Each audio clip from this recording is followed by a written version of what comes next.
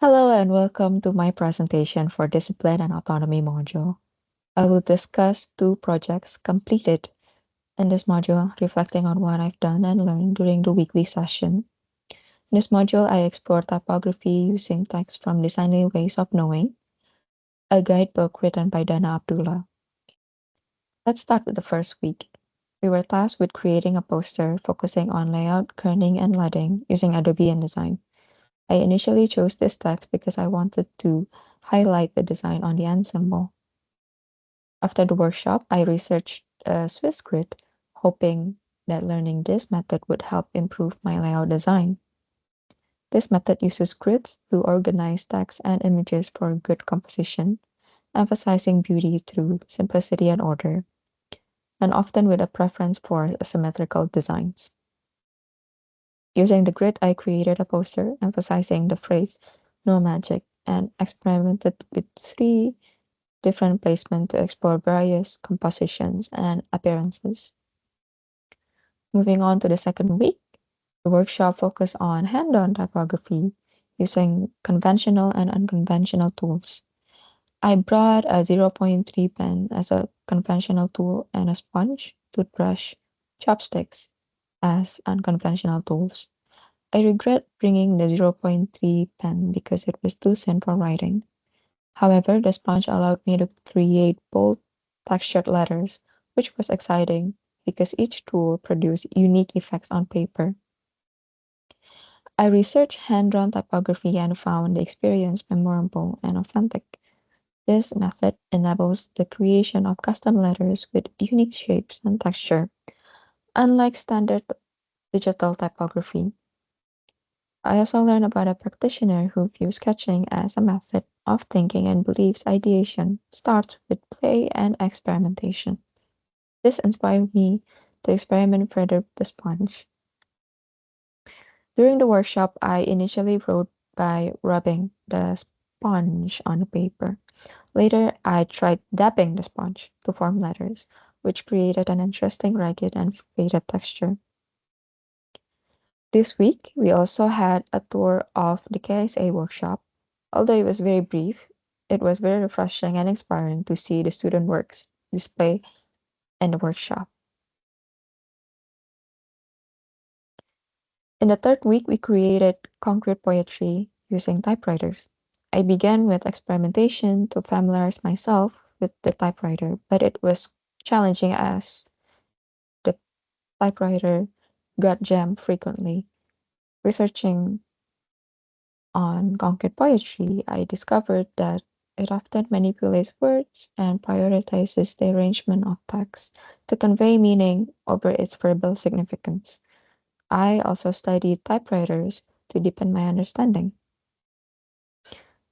Using a digital typewriter at typewritesomething.com, I experimented with type over text to convey a mood of terror, leveraging the unique qualities of typewriters. In week 4, we explored typography through 2 printmaking methods, block printing and Lego printing. Both methods focuses on the modular construction of letter foam. I found the process exciting as each block print contributed to constructing the overall design. This enjoyable experience led me to research on modular design, which simplifies complex designs into smaller modules for more efficient organization and processes. I wanted to utilize the flexibility of creating with modular Lego blocks. Therefore, I decided to create illustration with the Lego blocks, and I intentionally look for text that has objects.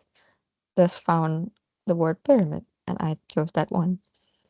As it is quite a basic shape, I could easily picture how it looked like with the Legos. After an enrichment week in week 6, we began project 2 in week 7, focusing on emerging media and technologies. We had 2 workshops this week. The first workshop was in Hackspace, where we learned basic coding and how to send jobs to a bread a breadboard. I successfully created a blinking light during that session. And the second workshop introduced Adobe Firefly for generating typography. I experimented with my week 2 poster, visual pollution, using plastic waste images for inspiration and reference in the website. I found that the quality of results improved with more specific prompts, so I tested different ones. After the workshop, I researched generative AI in design, and a practitioner, Gianpaolo Tucci, whose work inspires me. He embraces imperfection, drawing on the philosophy of wabi-sabi, which celebrates beauty in imperfection, impermanence, and incompleteness.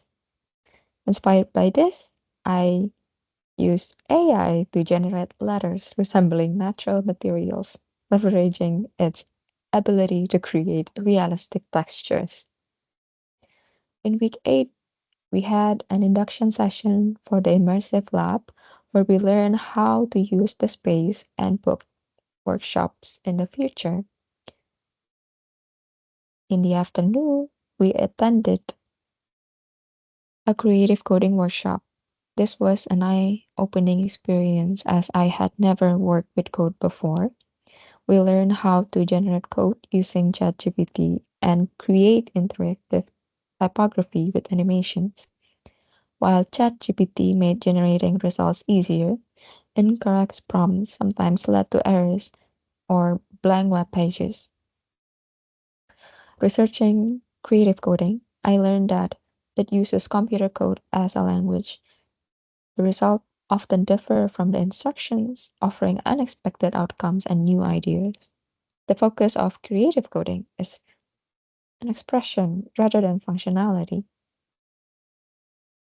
I also explored the work of Vivek Thakur, who integrates storytelling into his design and values flexibility in the creative process. Inspired by the phrase from Designly Ways of Knowing, the ability to continuously question, I sketched out an idea but adjusted my approach after learning ChatGPT generates images using emojis. So instead, I used glitching animation to convey continuity through repetitive text appearances. In week 9, the workshop involved creating a mini booklet using accordion folding. This simple method folds an A4 paper into 8 A6 pages. I showcased my typewriter experiment in my first booklet. While folding, I learned to be cautious as pressing too hard can leave marks on the paper. I researched accordion folding in the art of the fold, learning that it originated in Japan, China, and Korea, and highlights the beauty of Asian paper. Today, accordion folding is often used for display as it can stand up upright to showcase a continuous series of pages or a panorama. This folding techniques adds a playful mechanical quality to the design. In conclusion, this module has been an enriching journey, allowing me to explore typography through diverse methods, tools, and technologies. Each week's workshops and project introduce new techniques, pushing me to experiment and broaden my creative boundaries.